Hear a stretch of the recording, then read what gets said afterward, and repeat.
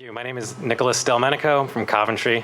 Madam Chairwoman and the committee, thank you very much for hearing 274 today.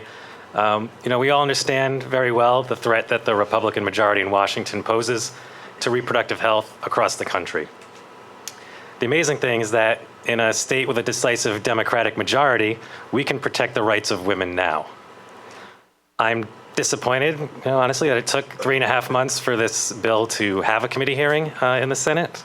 And I find it inconceivable that in a state with a Democratic supermajority in the General Assembly and a Democratic governor, that we have not yet passed this most basic yet important legislation. Democrats unanimously approved the state party platform last October. The platform reads, and I quote, "Democrats stand behind the right of every woman to choose, consistent with Roe versus Wade, regardless of ability to pay, and we support a national law to protect that right. A woman's right to choose is a fundamental liberty." It should follow that Democrats would also support a state law to protect that right, assuming that fundamental liberties are not different between state and federal levels. Democrats in the National Party also placed protecting women's reproductive health in its platform, approved just last summer.